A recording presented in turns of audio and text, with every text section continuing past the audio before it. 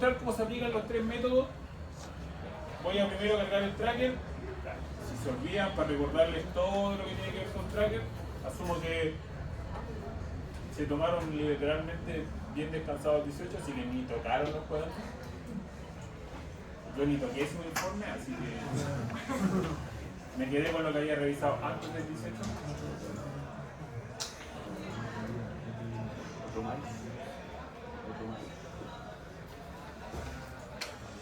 Vale, entonces, repasando, acá se inicia, se toma el primer video, el frame que voy a analizar es ese. Entonces muevo el triángulo que está inferior. Después el otro triángulo inferior para ver el último video. O sea, el último frame a analizar. Voy a analizar solo entre aquí y acá. Vale. Pongo en el primer frame, agrego una vara de calibración. Nuevo para calibración con Shift, donde parte la vara, donde termina. En el caso de ustedes, es el riel.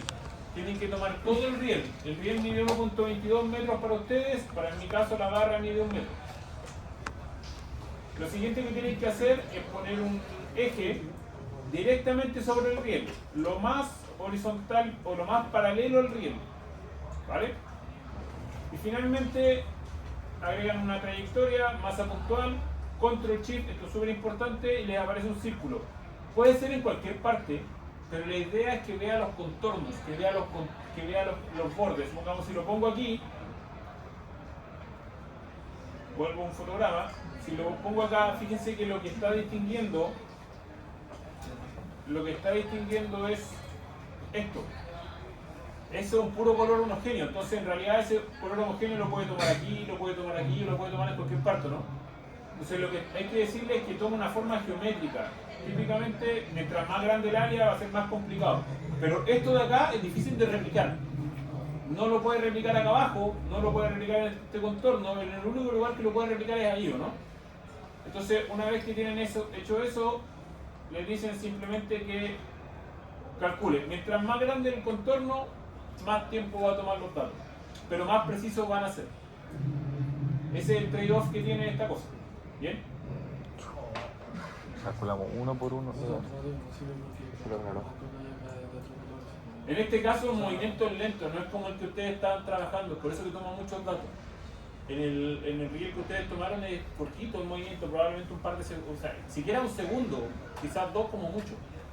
Acá tiene al menos 5 segundos de datos. Entonces, fíjense, lo primero que tienen que hacer es ver que en el eje Y tenga pocas variaciones. Y acá, si se dan cuenta, está el metro, están las decenas de centímetros, 10 centímetros, 20, acá está el centímetro y acá está el milímetro. O sea, varía entre el 0. O sea, los 8 milímetros y los 4 milímetros. O sea, varía 6 milímetros de altura. Eso es súper poquito. Fíjense que si ustedes cambian el eje aquí, ya la variación está entre los 0 centímetros a los 40 centímetros. Entonces el eje es súper importante que lo pongan de forma que la variación en el eje Y sea lo más baja posible. Nunca va a ser 0. ¿Bien? Pero la idea es que le quede lo más baja posible.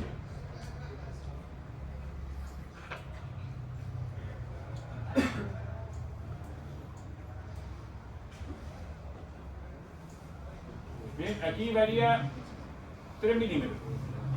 Entonces yo me quedo con estos datos, tomo entonces el valor de X y copio los datos en X. ¿Cómo los copio? Bueno, a la mala no. Los selecciono completo, pongo copiar con precisión total y abro un Excel cualquiera y lo guardo. Ahí está, ¿vale? De nuevo, esto lo he dicho varias veces, pero sé que se les va a olvidar. Excel, si hay algo que lo reconoce como número, automáticamente lo pone a la derecha. Si lo reconoce como letra, lo pone a la izquierda. Entonces fíjense que acá, si bien el número tiene una letra, esa letra es de notación científica. ¿Bien? Pero si el número lo conociera como letra, quedaría como así. ¿Ven la diferencia, no? Acá el número lo deja a la derecha, a la izquierda, porque lo reconoce como una letra, como caracteres, como un string. no lo reconoce como un entero, un float o lo que sea que usted utilice. Entonces, acá, si a mí no me gustan los datos de notación científica, los puedo seleccionar todos y acá arriba los puedo poner en número. O los puedo poner en general, como ustedes quieran. ¿Ven? Entonces aquí yo los dejo, unidades, segundos, vale, en metros. Ya, entonces, primero con el método gráfico, vamos a hacer el método gráfico. El método gráfico implica que tenemos que seleccionar los datos, tenemos que graficarlos. Fíjense que acá, toda parte importante, el gráfico, como son muchos datos, si lo hago gráfico de puntos, se ve grueso, porque el punto es grueso. Si hago gráfico de líneas, se ve delgado. ¿Bien? Entonces, en este caso, si son muchos datos, siempre es mejor hacer un gráfico de línea y no de puntos. ¿Vale? Entonces, acá viene el gráfico. A ver, yo no les pongo título a los gráficos porque yo le agrego caption. Pero si el modelo les pide agregar título, agréguenlo. Yo no bajo puntos si no llevan título. Por lo que bajo puntos porque no lleven ejes. ¿Vale? Entonces acá, este sería el tiempo, que estaría en segundos. Y acá sería la posición, que estaría en metros. ¿Vale? Entonces, se ve claramente que es una línea recta, ¿no? Entonces, acá, ¿qué es lo que deberíamos hacer? Bueno, el método gráfico implica que tracemos una línea. Como no lo puedo hacer en Excel, la voy a pasar a Word. En PowerPoint también se puede. Acá tengo el gráfico. Entonces, lo que voy a hacer es, supongamos, insertar. Si tienen pocos datos, esto se nota súper bien. A ver, hagámoslo con pocos datos para que vean la diferencia. Imagínense, voy a tomar estos primeros datos de acá, voy a hacer el gráfico. Vale, ahí está. Entonces, voy a copiar este gráfico. Lo que deberían hacer es, tienen acá en Word, ahí tienen el gráfico, ponen insertar, forma, una línea recta. Entonces acá trazan una línea recta por los datos. Bien. Trazan una línea recta y tratan de cruzar la mayor cantidad de datos. No sé si lo alcanzan a ver bien. ¿Ya? ¿Qué datos toman? Porque acá los cruza todos, ¿están de acuerdo, no? Toman los que ustedes consideren que están más cruzados por el centro. En mi caso particular, yo creo que este dato está bien centrado, ¿están de acuerdo? Y este dato está bien centrado. Entonces toman ese dato como alimentación y toman ese dato como alimentación. Bien, en este caso, que claramente los datos son una línea recta. Si yo inserto una gráfica acá, insertar justo una forma y le tiro una línea recta, básicamente casi en cualquier color,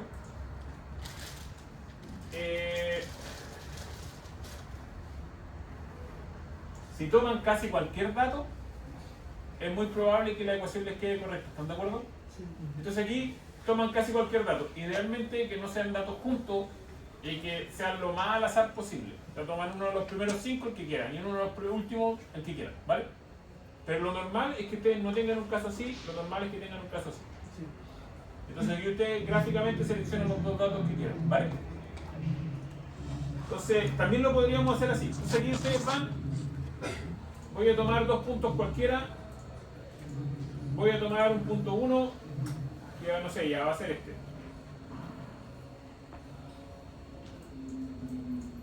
Tomo este punto 1 y tomo otro punto cualquiera, de acá al final casi, acá, tomo otro punto cualquiera y con eso alimento mis dos datos, mi punto 1 y mi punto 2. Este va a ser mi variable independiente y esta es mi variable dependiente, ¿vale? Siguiendo la ecuación, entonces, la pendiente debería ser I2 menos I1 dividido por X2, perdón, aquí, dividido por X2 menos X1. ¿Vale? Ahí está la pendiente. ¿Qué unidades tiene? Tiene las mismas unidades que la variable dependiente, dividido por la variable independiente. Entonces, si acá tiene en metros y acá en segundos, en metros dividido en segundos, ¿o no? Sí. Entonces la unidad es un metro y segundo. Y el intercepto se puede calcular tomando el primer valor o el segundo, el y menos la pendiente por el intercepto por el x, que sería como la primera forma que tomé en las ecuaciones, que sería como así, que sería como esta forma, esta relación, o si no ya sería tomar la otra ecuación que está ahí abajo, que deberían dar lo mismo. Yo tomé esta porque es la más fácil de aplicar a la rápida, ¿vale? Entonces ahí está, si es que no me equivoqué, déjenme hacer unos otros cálculos.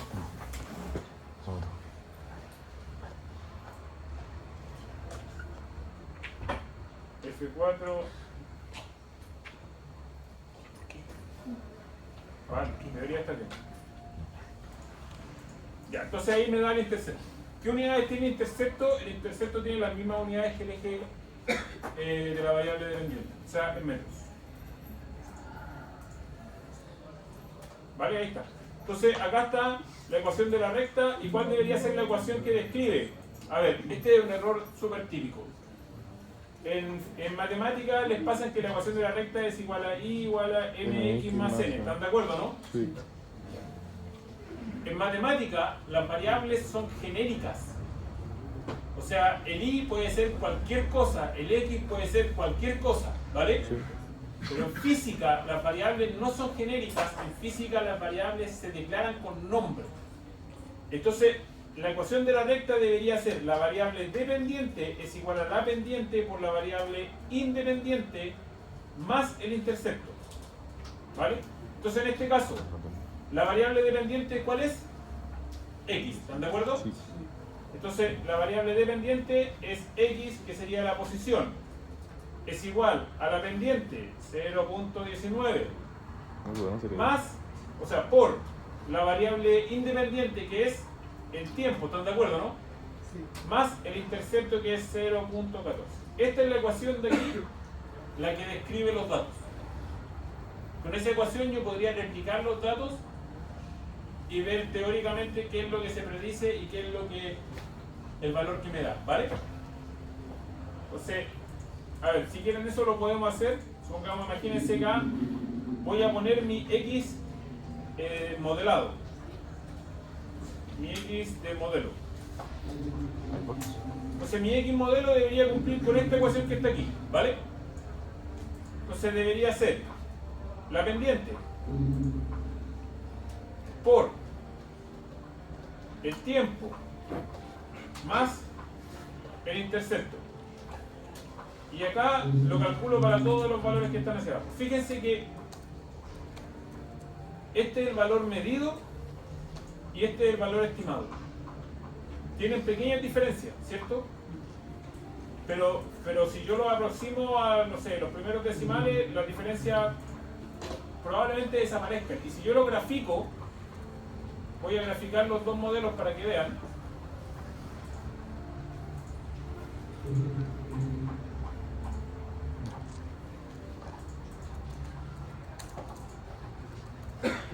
En el gráfico de línea voy a presentar los dos modelos. Pongamos, estos son los datos experimentales. Los voy a copiar tal cual acá.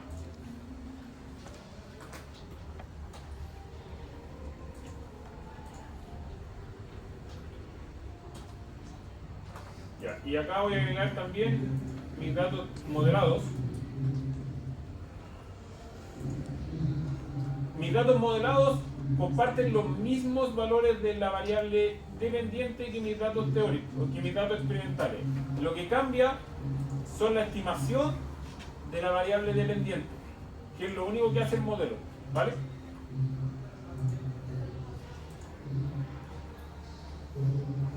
¿Dónde dice el gráfico?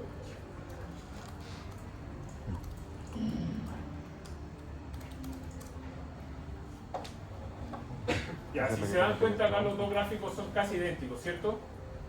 De hecho, ¿cómo podemos ver que están los dos gráficos? Porque podemos agregar la leyenda. Acá, si ustedes agregan la leyenda, les va a mostrar que están los dos.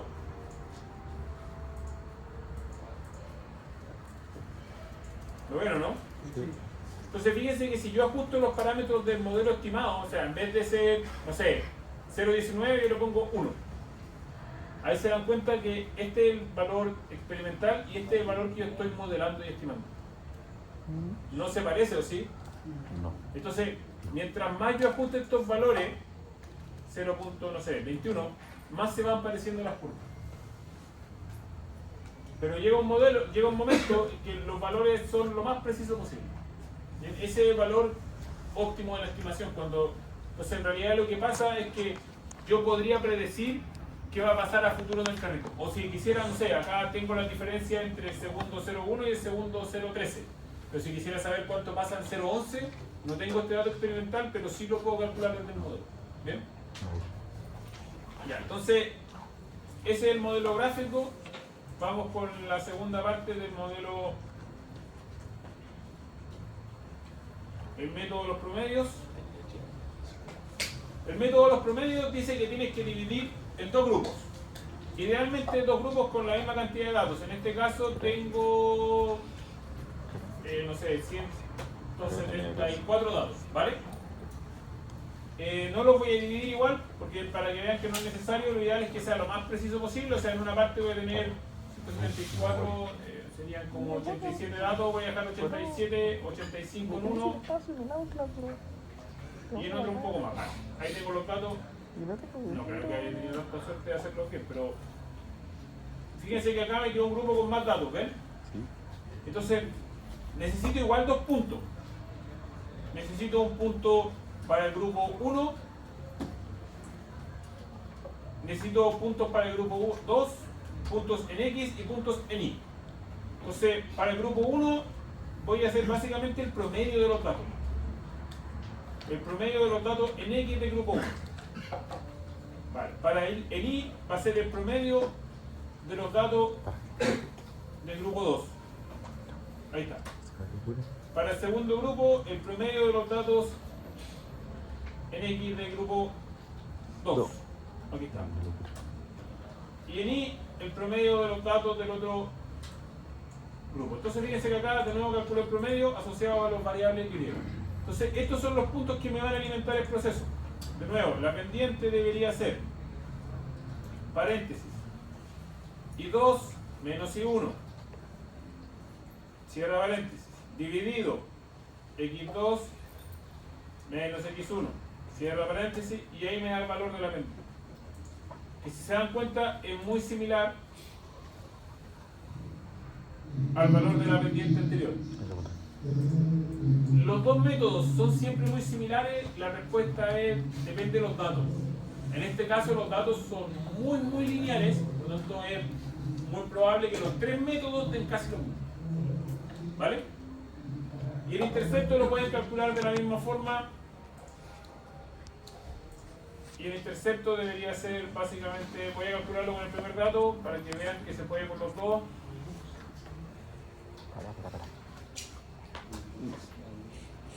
Y me da exactamente un valor muy parecido. ¿Bien? Diferencia en el tercer decimal. ¿Vale? Ya. El tercer de los métodos es el método que en realidad se utiliza por excelencia, que es el método de los mínimos cuadrados. El método de los mínimos cuadrados es el método estadístico para determinar este tipo de cosas. ¿Vale? El método de los mínimos cuadrados implica ocupar estas relaciones que están acá, ¿vale? Entonces necesito generar estos valores. Necesito generar la sumatoria del X por el Y, la sumatoria del X, la sumatoria del Y, la sumatoria del X al cuadrado. Necesito generar estas tablas. Entonces voy a hacerla acá arriba. Supongamos, acá tengo el X, acá tengo el Y, me pide el X cuadrado, fíjense que me pide el X cuadrado, y me pide el X por Y, ¿cierto? Y me pide el X por Y. Entonces literalmente la voy a generar, pues X cuadrado es X por X. Y así con todo. X por Y es literalmente X, o sea, Y por X. Ya está. Entonces acá genero una tabla acá abajo. Voy a cambiar estos valores aquí para saber a qué me refiero. ¿Vale? Y acá voy a calcular las sumas. Entonces voy a calcular la suma de todos los x. La suma de todos los y. La suma de todos los x al cuadrado y la suma de todos los x por y. Voy acá a la tabla.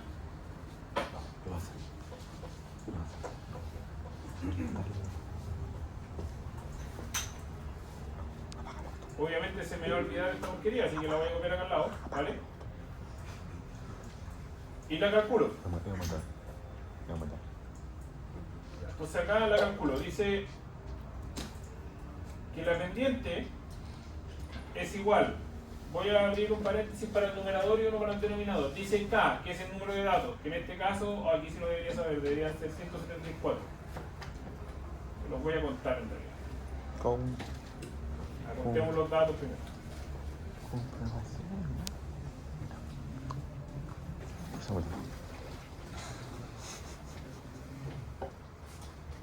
174, vale, ya. Entonces deberían ser el número de datos 174 por la sumatoria de los x por y, por ese valor, ¿vale? Menos la sumatoria de x por la sumatoria de los y, ¿vale? Dividido, cierro paréntesis, dividido, ahora voy con el denominador, número de datos 174 por la sumatoria de los x cuadrados, que está aquí, ¿vale? Menos la sumatoria de x al cuadrado. Y cierra paréntesis. Y ahí me queda el valor de la pendiente. ¿Bien? Si utilizan la fórmula de acá, les va a dar el intercepto. ¿Vale? Vale. Ya. Yo te lo debía mostrar después, pero se lo voy a mostrar igual porque después se me olvida. El método de los mínimos cuadrados es el método por excelencia. Lo calcula hasta el graficador más ordinario como Excel. ¿Bien? Entonces lo tiene integrado en todo. Si ustedes escriben acá pendiente, les va a calcular la pendiente. ¿Y qué método va a utilizar? Los mínimos cuadrados. Les pide que seleccionen primero los datos del eje de la variable dependiente, que sería el que está acá, que es mi y, ¿están de acuerdo?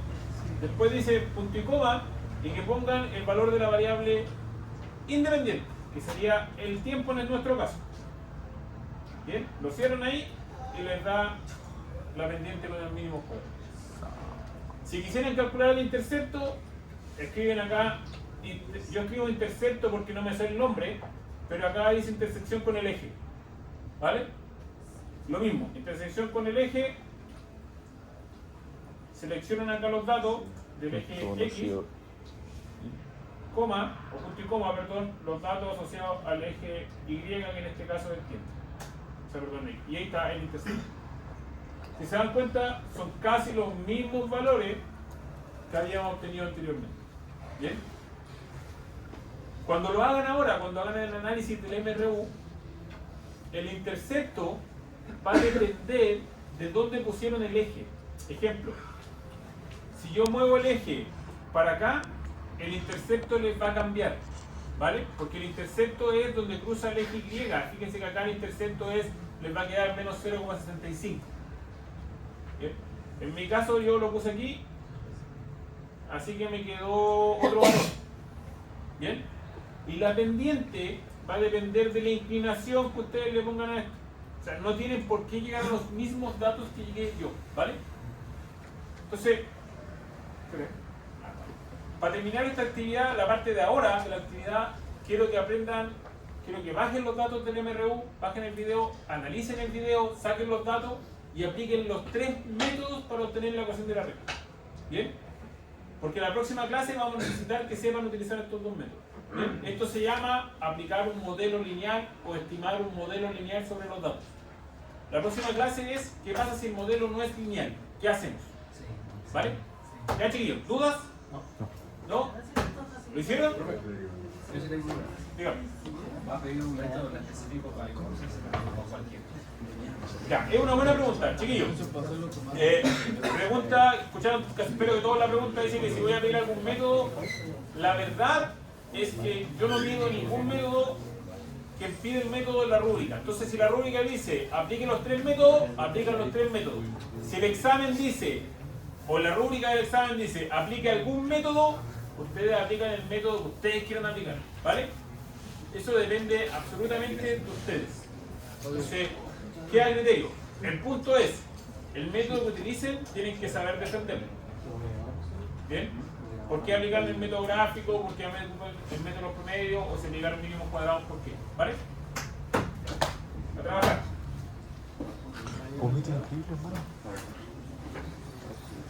Bueno chicos, suscríbanse, dale like.